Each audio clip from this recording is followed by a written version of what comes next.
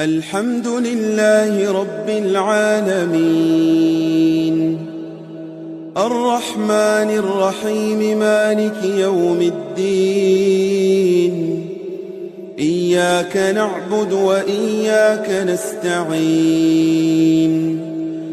اهدنا الصراط المستقيم صراط الذين أنعمت عليهم غير المغضوب عليهم ولا الضالين.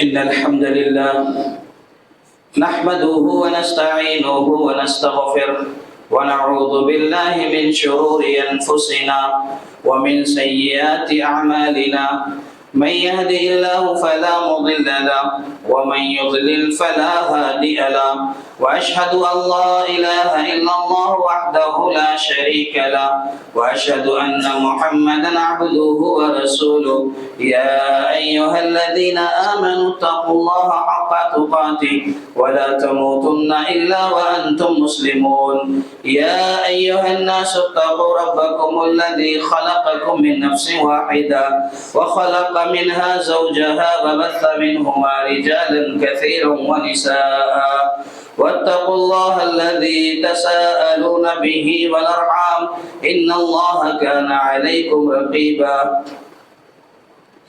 يا أيها الذين آمنوا اتقوا الله وقولوا قولا سديدا يصلح لكم أعمالكم ويغفر لكم ذنوبكم ومن يطع الله ورسوله فقد فاز فوزا عظيما أما بعد فإن خير الحديث كتاب الله وخير الهدي هدي محمد صلى الله عليه وسلم وشر الأمور محدثاتها وكل محدثة بدعة وكل بدعة ضلالة وكل ضلالة في النار.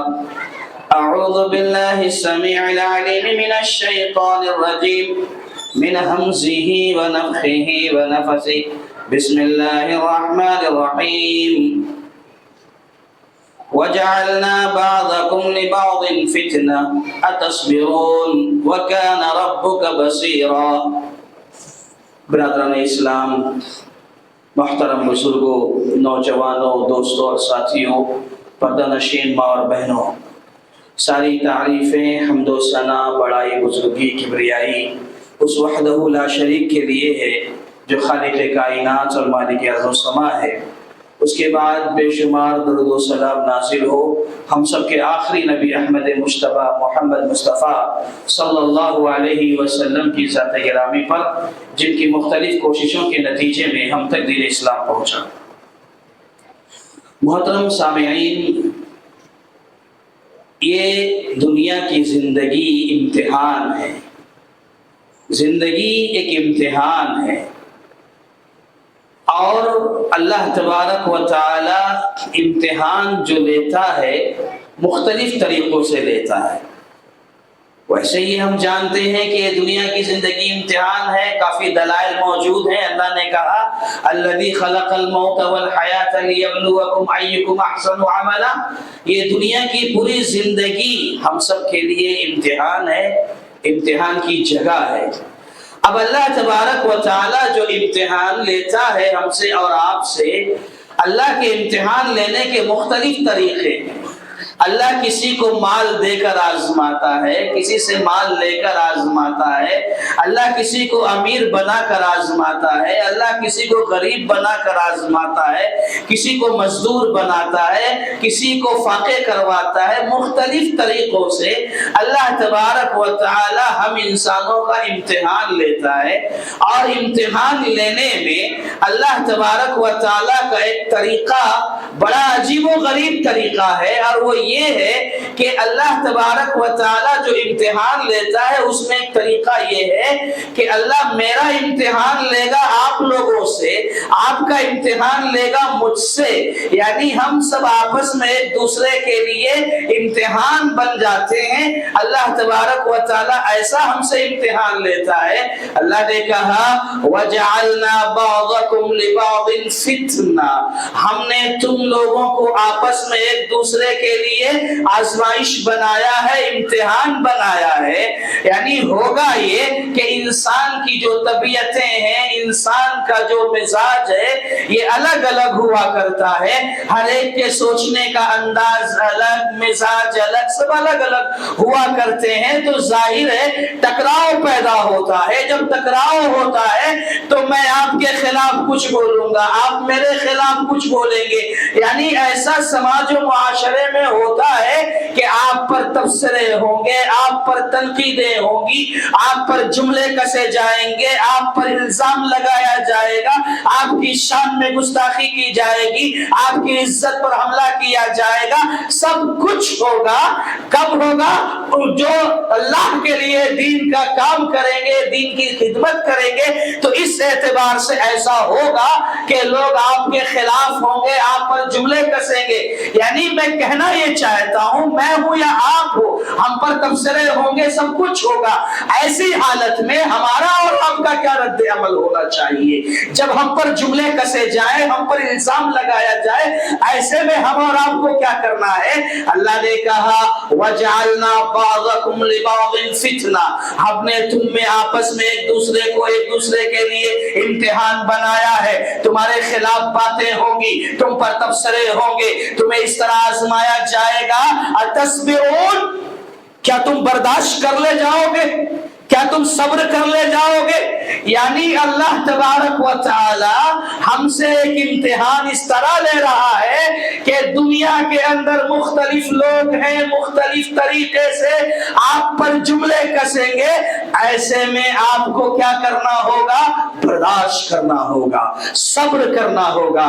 اللہ کہہ رہا ہے اتصبرون، کیا تمہارے اندر یہ صلاحیت ہے؟ تم برداشت کر لے جاؤ گے، صبر کرو گے؟ نہیں کرو گے وَكَانَ رَبُّكَ بَصِيرًا، تمہارا رب بصیر ہے، دیکھنے والا ہے، جانتا ہے.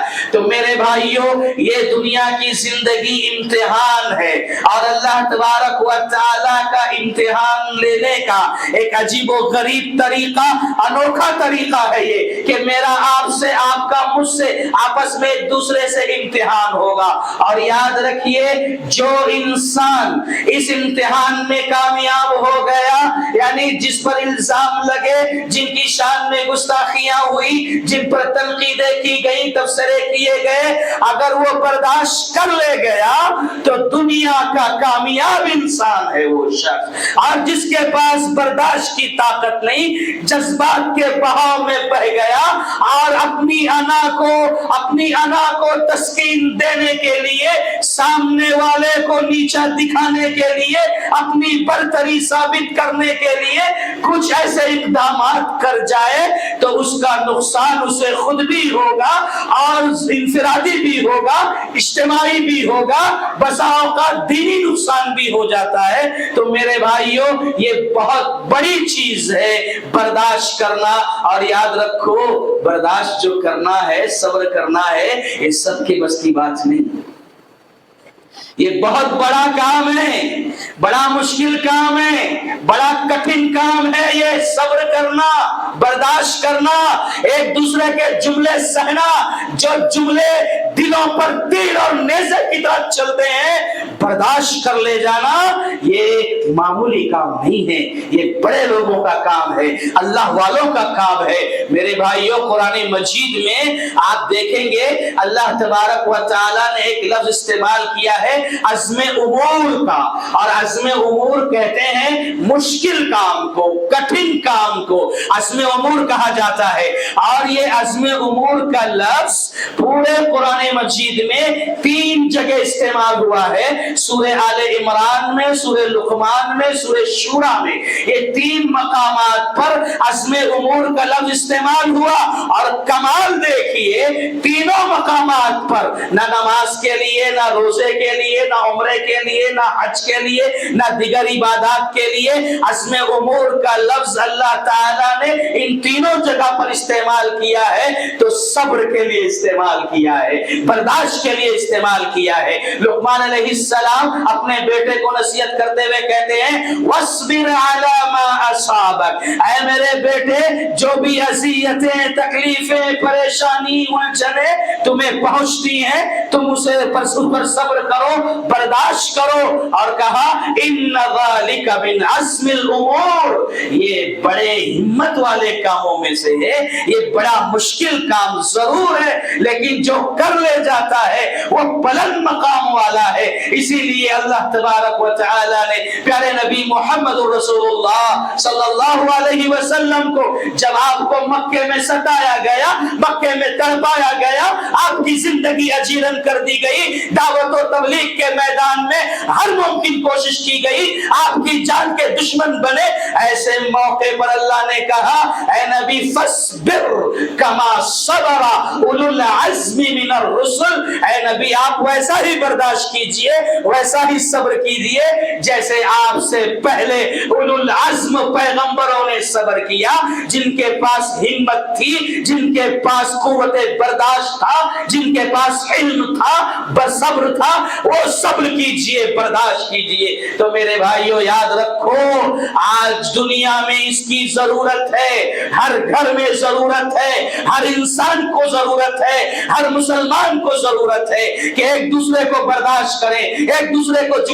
کے جملے کو برداشت کریں, ورنہ کیا ہوگا اگر ہم برداشت نہ کریں صبر نہ کریں تو آہستہ آہستہ ہم سے لوگ دھیرے دھیرے کٹتے چلے جائیں گے اور ہم اکیلے رہ جائیں گے, چاہے ہمارے گھر کا مسئلہ ہو, خاندان کا مسئلہ ہو, معاشرے کا مسئلہ ہو, اور سب سے بڑھ کر ہمارے گھروں میں ساس اور بہو کے جو فتنے ہیں, ساس اور بہو کے جو جھگڑے ہیں, ایک دوسرے کو برداشت نہیں کرتے, ایک دوسرے کی باتوں کو سن کر تحمل نہیں, قوت برداشت نہیں, جس کی وجہ سے میاں بیوی کے درمیان, ماں باپ کے درمیان, دو خاندانوں کے درمیان, دو رشتہ داروں کے درمیان دشمنیاں, عناد, فساد, بگاڑ, انتشار, خلفجر سب پیدا ہو جاتے ہیں, نفرتیں, عداوتیں جنم لیتی ہیں. میرے بھائیوں یہ ایک ایسی چیز ہے کہ ہر انسان کی ضرورت ہے کہ برداشت کرے, صبر کرے, اور اللہ کہتا ہے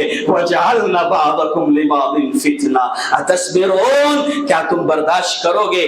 میرے بھائیوں آپ کو معلوم ہے صبر اور برداشت سب سے پہلے اور سب سے زیادہ کس کے پاس ہے؟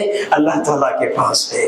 ہمارا رب ہے جو سب سے پہلے اور سب سے زیادہ صبر کرتا ہے, برداشت کرتا ہے. پیارے نبی محمد رسول اللہ صلی اللہ علیہ وسلم نے فرمایا ما اصبر احد على اذى يسمعون من الله يدعون له الولد ثم يعافيهم ويرزقهم, کہ اللہ رب العالمین سب سے زیادہ برداشت کرنے والا ہے. وہ اس طرح سے کہ اس دنیا کے اندر اللہ نے سب کچھ دیا, اللہ نے تمہیں پیدا کیا, اللہ نے تمہارا جسم بنایا, اللہ تمہارے لیے زمین و آسمان کو بنایا, اللہ تمہارے لیے روزی روٹی کا اہتمام کیا, تمہارے سارے مسائل کو رب ذوالجلال حل کرتا ہے. یہ اللہ جاننا کہتا ہے, اس کے باوجود یہ انسان کیا کرتا ہے؟ اللہ کی شان میں گستاخی کر کے شرک کرتا ہے, کفر کرتا ہے, غیر اللہ کے سامنے سجدے کرتا ہے, اللہ کے علاوہ کسی اور کو معبود سمجھتا ہے, شرک کے دلدل میں پھنستا ہے,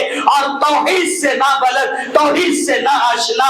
کیا ہوتا ہے؟ اللہ اکبر. میرے بھائیوں یہ اتنی خطرناک چیز ہے, آپ جانتے ہیں اللہ کیسے برداشت کرتا ہوگا, اللہ کیسے صبر کرتا ہوگا. یہ شرک اور کفر, اللہ کی شان میں گستاخی, اللہ کی ذات میں اللہ کے لیے اولاد اور بیٹے بیٹیاں بنانا, یہ اتنی بھیانک چیز ہے کہ اللہ تبارک و تعالی نے سورہ مریم کے آخری رکوع میں بیان فرمایا لقد جئتم شيئا إدا وقالوا اتخذ الرحمن ولدا لقد جئتم شيئا إدا, کہ لوگوں نے رحمان کے لیے اولاد بنائی, بیٹے بیٹی بنائی, اور اللہ کہتا ہے یہ کتنی گندی بات ہے جو تم کہتے ہو, کتنی بھونڈی بات ہے, کتنی بڑی بکواس تم کرتے ہو کہ اللہ نے اپنے لیے نعوذ باللہ اولاد بنائی, بیٹے بیٹی بنائی. اللہ اکبر. کیا کہا رب نے؟ کہا یہ ایسی بات ہے کہ تکاد السماوات يتفطرن منه وتنشق الارض وتخر الجبال هدا، یہ اللہ کی شان میں گستاخی، اللہ کے ساتھ شرک، یہ اتنا سنگین جرم، اتنی بڑی برائی کہ قریب ہے کہ آسمان پھٹ پڑے گا، زمین ہل جائے گی، زمین میں زلزلہ آ جائے گا، وتخر الجبال هدا، اور پہاڑ ریزے ریزے ہو جائیں گے، چور چور ہو جائیں گے۔ کیوں؟ ان دعوا للرحمن ولدا، کہ رحمان کے لیے اولاد بنایا گیا۔ اللہ اکبر۔ میرے بھائیو، یہ شرک اتنا بڑا جرم ہے کہ پہاڑ برداشت نہ کرے، پہاڑ پھٹ جائے، آسمان پھٹ جائے، زمین میں زلزلہ آ جائے، یہ حالت اللہ نے بیان فرمائی۔ اس کے باوجود ہمارا رب وہ رب ہے کہ بندہ شرک بھی کرتا ہے، پھر اللہ کیا کرتا ہے؟ ثم يعافيهم ويرزقهم، اللہ تبارک و تعالی درگزر کرتا ہے، اللہ درگزر کرتا ہے اور پھر روزیاں بھی دیتا ہے۔ کمال تو یہ ہے جس رب کی شان میں جو گستاخی کر رہا ہے اللہ اس کو درگزر بھی کرتا ہے اور اس کا پیٹ بھی بھرتا ہے، اسے روزیاں بھی دیتا ہے۔ تو اللہ سے بڑا صبر کرنے والا کون؟ اللہ سے بڑا برداشت کرنے والا کون؟ یہ انسان اللہ کی شان میں گستاخیاں کر کر کے اللہ کو اذیت دیتا ہے، اللہ کو تکلیف پہنچاتا ہے، لیکن رب ذوالجلال ہمارا سبحان اللہ سب سے زیادہ برداشت کرنے والا ہے، صبر کرنے والا ہے۔ میرے بھائیوں، اللہ کے بعد انبیاء کرام کی وہ جماعت ہے جن کے پاس صبر کی قوت ہے، جن کے پاس قوت برداشت ہے۔ اور اس سے پہلے ایک بات یہ بتا دوں کہ پیارے نبی محمد الرسول اللہ صلی اللہ علیہ وسلم کے پاس قبیلہ عبد القیس سے وفد آیا اور ان کا سردار بھی آیا، سردار کا نام اشج تھا۔ پیارے نبی صلی اللہ علیہ وسلم نے اس سردار کی خوبیوں کو سراہا، اس کے اندر جو خوبیاں تھی، جو اچھی صفتیں تھی، اس کا تذکرہ کرتے ہوئے کہا، اس کو خطاب کرتے ہوئے کہا، انک رجل فیک خصلتین، اے اشج تمہارے اندر دو ایسی خوبیاں ہیں جس کو یحبہم اللہ، ان دونوں خوبیوں کو اللہ پسند فرماتا ہے، اور وہ دونوں خوبیاں کیا ہیں؟ الحلم والانات۔ سب سے پہلی خوبی یہ ہے کہ تمہارے اندر قوت برداشت ہے، تمہارے اندر صبر ہے، تحمل ہے۔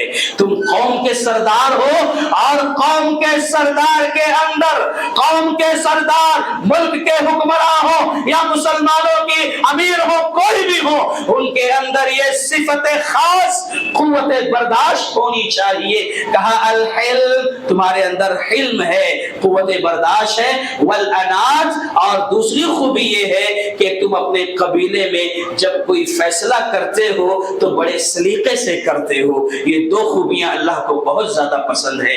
تو میرے بھائیوں، قوت برداشت اور صبر یہ بہت ہی اعلیٰ صفت ہے، بہت اونچی صفت ہے۔ اللہ تعالیٰ اس صفت سے متصف، اور اللہ کے بعد سب سے زیادہ اس صفت سے متصف رہنے والے، برداشت کرنے والے انبیاء کی جماعت۔ ایک مرتبہ پیارے نبی محمد الرسول اللہ صلی اللہ علیہ وسلم صحابہ کرام سے کہہ رہے تھے، ایک نبی ہے جس کو اس کی قوم نے اتنا ستایا، مارا، یہاں تک کہ اس کے جسم سے خون رس رہا ہے، بہ رہا ہے، اور خون کو اپنے جسموں سے بہتا ہوا دیکھ رہے ہیں اور لوگ آپ پر حملہ کر رہے ہیں۔ اس کے باوجود وہ نبی کہتا جا رہا ہے، اللہم اغفر لقومی، اللہم اغفر لقومی، اے اللہ میری قوم کو بخش دینا، اے اللہ میری قوم کو بخش دینا۔ یہ نہیں جانتی میرے بھائیوں، یہ انبیاء کی جماعت ہے جنہوں نے برداشت کا ایک قوت برداشت کا ایک پیغام دیا، ایک روشن مینار کھڑا کیا۔ یہ انبیاء کی ذات ہے۔ یہ دیکھیے موسیٰ علیہ السلام کے بارے میں اللہ تعالیٰ نے فرمایا، یا ایھا الذین آمنوا لا تکونوا کالذین آذوا موسیٰ، اے مومنو تم ان لوگوں کی طرح نہ ہو جانا جنہوں نے موسیٰ علیہ السلام کو اذیت پہنچائی، موسیٰ علیہ السلام کو تکلیف پہنچائی، اور یہاں تک کہ موسیٰ علیہ السلام نے اپنی قوم سے خطاب کرتے ہوئے خود کہا، یا قومی لم तुज़ूननी, ऐ मेरी कौम के लोगों, मुझे क्यों तकलीफ दे रहे हो, मुझे क्यों परेशान कर रहे हो, मुझे क्यों अज़ियत दे रहे हो।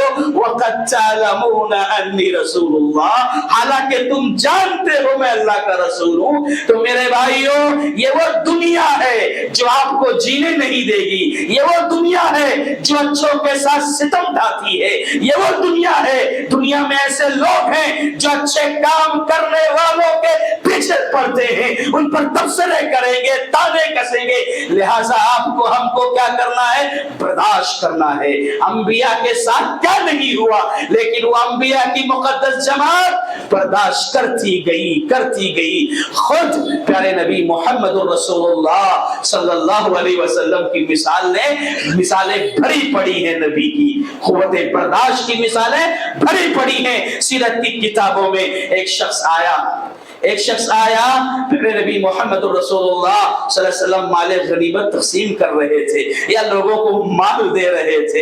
एक शख्स आया पीछे से, नबी ने जो कमीज पहनी थी उसे पकड़ के जोर से खींचा और ऐसा खींचा कि उसके खींचने की वजह से नबी की गर्दन पर निशान पड़ गए। आप सोचो, अगर कोई इस तरह से आपको पकड़कर खींचे, क्या महसूस करेंगे आप, क्या फील करेंगे आप? नबी सल्लल्लाहु अलैहि वसल्लम ने पलट कर देखा, जो शख्स खींचा था उसकी तरफ, एक तो खींचा है, दूसरे क्या कह रहा है, या मोहम्मद मुर मिन मालिल्लाह, हुक्म दो कि मुझे भी ये माल जो तुम दे रहे हो मुझे भी मिले, मुझे भी माल दो। अल्लाह अकबर। एक तो नबी को पकड़ के खींच रहा है, तकलीफ दे रहा है, अज़ियत पहुंचा रहा है, दूसरे नबी से माल भी मांग रहा है। सुभान अल्लाह। प्यारे नबी सल्लल्लाहु अलैहि वसल्लम का बर्दाश्त देखिए, आप कुछ कहने के बजाय फज़हिका, आप मुस्कुरा दिए और मुस्कुराने के बाद सहाबा से कहते हैं, अरे इसे भी कुछ दे दो। अल्लाह अकबर।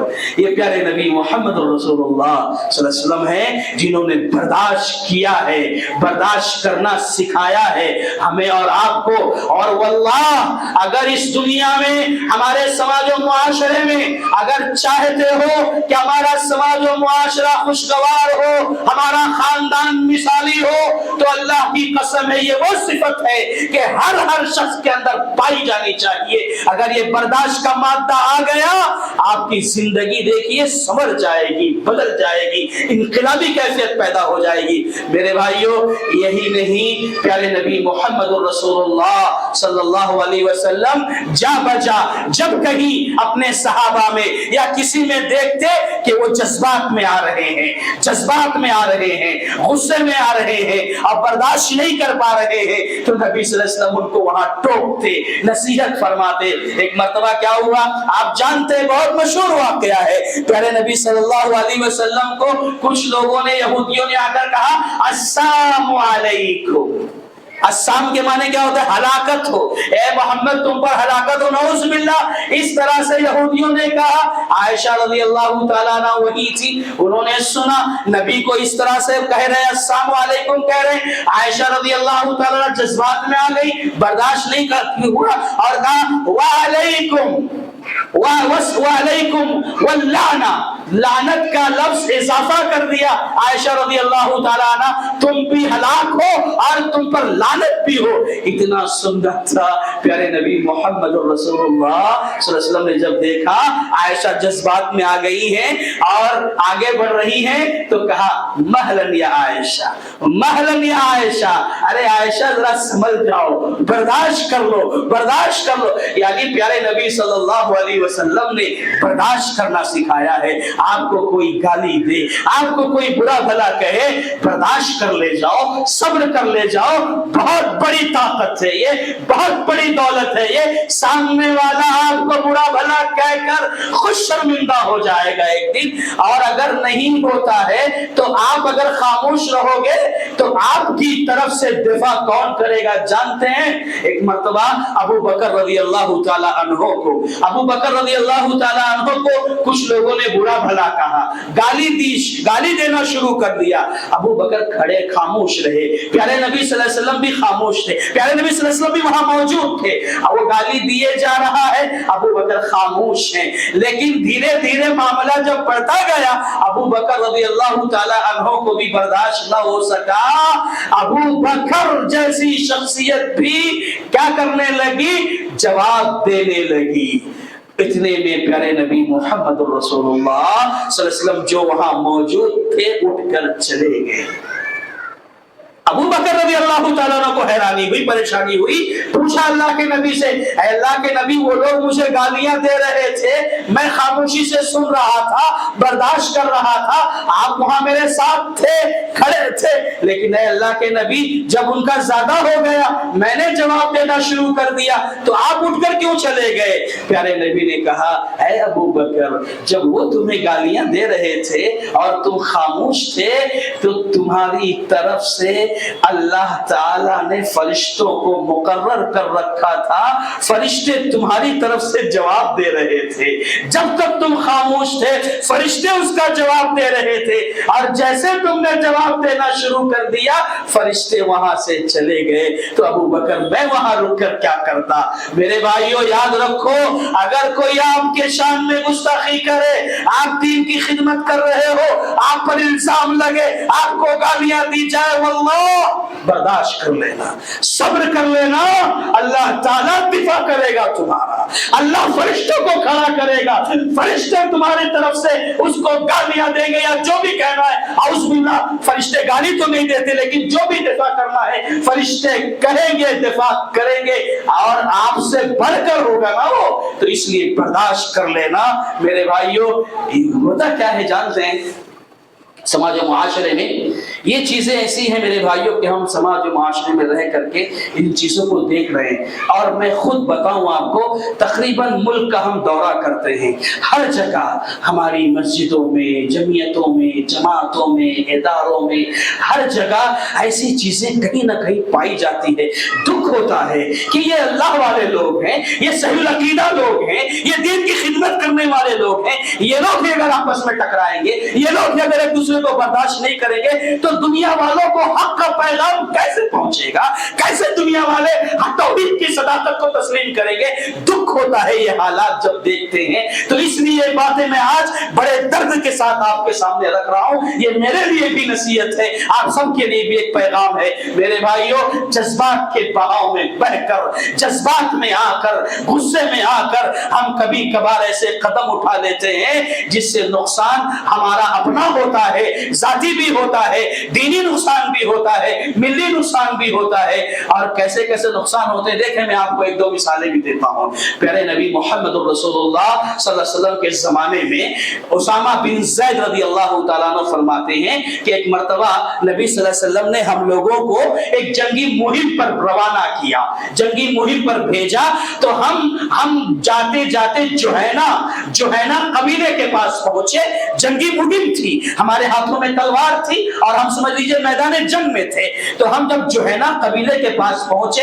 ایک شخص نظر آیا اور ہمارے ہاتھ میں تلوار تھی، ہم اس کی طرف آگے بڑھے، وہ شخص فوراً جب میں نے تلوار اٹھائی اس نے لا الہ الا اللہ پڑھ لیا، کلمہ پڑھ لیا، لیکن میں اسامہ بن زید کہتے ہیں میں نے جذبات میں آ کر وہ تلوار جو میں نے اٹھا لی تھی میں نے اس کے گردن پر مار دی، سر قلم کر دیا۔ پیارے نبی محمد رسول اللہ صلی اللہ علیہ وسلم کے پاس پہنچے، میں نے سارا واقعہ سنایا، اے اللہ کے نبی آج ایسا ایسا ہو گیا، اس نے کلمہ تو پڑھا لیکن میں نے تلوار چلا دی۔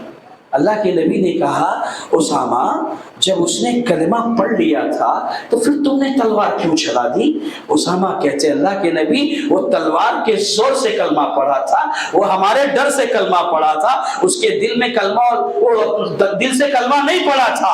اللہ کے نبی صلی اللہ علیہ وسلم نے کہا اللہ شققت عن قلبی، کیا تم نے اس کے دل کو چیر کے دیکھا تھا؟ اس کے دل کو دیکھا تھا، حتی تعلم اقالها ام لا، دل کو چیر کے تم نے نے دیکھا تھا کہ اس نے کلمہ دل سے پڑھا ہے کہ نہیں پڑھا ہے. اللہ اکبر. نبی ناراض ہو گئے. اسامہ تم نے یہ کیا کر دیا؟ ایک شخص نے کلمہ پڑھ لیا اور تم جذبات میں آ کر، تیش میں آ کر تلوار اٹھا کر گردن مار دی اس کو. اس طرح نبی نے بار بار جملے دہرائے.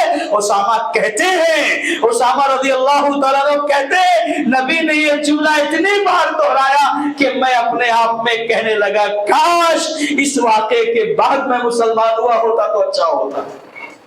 تو میرے بھائیوں، جذبات میں آ کر کبھی کبھار ایسے کام ہو جاتے ہیں، اس کے بعد ہمیں کافی افسوس ملنا پڑتا ہے. اور تو اور کبھی کبھار جذبات میں آ کر ہم نبی کی باتوں کو بھی ٹکرا دیتے ہیں. سلیمان بن سرد رضی اللہ تعالیٰ عنہ بیان فرماتے ہیں کہ ایک مرتبہ دو لوگ آپس میں لڑ رہے تھے، گالی گلوچ کر رہے تھے. دو شخص، اتنے میں ایک شخص بہت زیادہ غصے میں آ گیا، بہت زیادہ جذبات میں آ گیا، برداشت سے باہر ہو گیا اور اس کی سانسیں پھولنے لگی. اس طرح برداشت میں غصے میں آ گیا. پیارے نبی صلی اللہ علیہ وسلم نے دیکھا تو کہا میں ایک چیز جانتا ہوں، اگر وہ شخص یعنی اعوذ باللہ اگر پڑھ لے جائے تو اس کے غصے پر، جذبات پر وہ کنٹرول کر لے گا. صحابی گئے اس کے پاس اور کہا کہ نبی صلی اللہ علیہ وسلم نے یہ کہا ہے اگر تم یہ پڑھ لو تو تمہارے غصے پر تمہیں قابو آ جائے گا. تو کیا کہا؟ لست بمجنون. اس نے کہا میں پاگل نہیں ہوں. اللہ اکبر. ایسی بات کہہ دی، لست بمجنون، میں پاگل نہیں ہوں. یعنی نبی کی بتائی ہوئی بات کو بھی جذبات میں، غصے میں آ کر اس نے ٹکرا. یہ نقصان ہوتا ہے. اور آج ہمارے سماج و معاشرے میں دیکھ لیجئے، جب کسی گھر میں، خاندان میں، سماج و معاشرے میں آپس میں کبھی تو میں ہو جائے، بحث ہو جائے اور برداشت کرنے کی بات آئے تو اور زیادہ جذبات میں آ جاتے ہیں ہم لوگ. نہیں میرے بھائی، اس طرح سے معاشرہ نہیں چلے گا، اس طرح سے سماج نہیں چلے گا، اس طرح سے خاندان نہیں چلے گا، اس طرح سے گھر نہیں چلے گا. برداشت کرو، صبر کرو. اور تو اور میں ایک بات یہ بھی بتاتا چلوں کہ حالات کے تناظر میں کبھی کبھار ایسا ہوتا ہے کہ ہم مسلمان عوام تو عوام، بعض ہمارے خواص طبقے میں سے بھی ایسے بہت سارے لوگ ہوتے ہیں جو جذبات میں آ کر صبر نہیں کر پاتے، برداشت نہیں کر پاتے، غلط مشورے دے دیتے ہیں، غلط فیصلے لے لیتے ہیں اور اس کی وجہ سے ہمیں ملی، سماجی، معاشرتی، دینی مسائل کا سامنا کرنا پڑتا ہے. فائدہ کم ہوتا ہے، نقصان زیادہ ہوتا ہے. آج ہندوستانی سطح پر، ملکی سطح پر آج ہم مسلمان ایسے بہت سارے جذبات میں آ کر فیصلے لے لیتے ہیں. بعض دفعہ خواص طبقہ بھی ایسے فیصلے لے لیتا ہے جس کی بنیاد پر فائدہ کم، نقصان زیادہ ہوتا ہے. یاد کیجئے پیارے نبی محمد رسول اللہ صلی اللہ علیہ وسلم کو، نبی صلی اللہ علیہ وسلم کے زمانے میں بھی ایسے بہت سارے حالات آئے، پیچیدہ حالات آئے، بظاہر لگتا تھا مسلمانوں کے خلاف ہے، لیکن نبی نے بڑی دور اندیشی سے فیصلے کیے اور اس کا انجام بہت بہتر ہوا. آپ کو معلوم ہے نا صلح حدیبیہ جو 6 ہجری میں ہوئی تھی.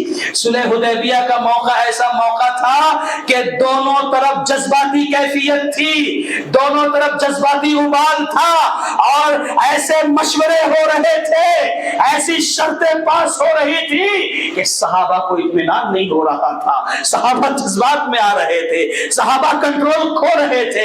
اللہ کے نبی نے فیصلہ سنا دیا، چلو ہم اس بار عمرہ نہیں کریں گے. سنے اللہ کے نبی نے مان لی، صحابہ کو برداشت نہیں ہو رہا ہے. اللہ کے نبی کہہ رہے ہیں کہ دیکھو اپنے سر کے بال نکال لو، اپنے جانور ذبح کر لو. نبی بار بار کہہ رہے. وہ صحابہ جو نبی کی ایک ایک بات پر جان نچھاور کرنے کے لیے تیار تھے، آج نبی کہہ رہے سر کے بال نکال لو، اپنے جانور ذبح کر لو. صحابہ جذبات میں ہیں، یہ فیصلہ ہو رہا ہے، یہ شرطیں طے ہو رہی ہے ہمارے خلاف. سب سمجھ میں نہیں آ رہا ہے، غصے میں ہیں صحابہ، جذبات میں ہیں صحابہ، پریشان ہیں صحابہ. اور اللہ کے نبی بھی پریشان کہ ان کو کیا ہو گیا، میری بات نہیں مان رہے. ام سلمہ رضی اللہ تعالیٰ عنہ اس وقت آپ کے ساتھ تھی، آپ حجرے میں جا رہے آ رہے ام سلمہ پوچھتی اللہ کے نبی آپ بہت پریشان لگ رہے ہیں، کیا بات ہے؟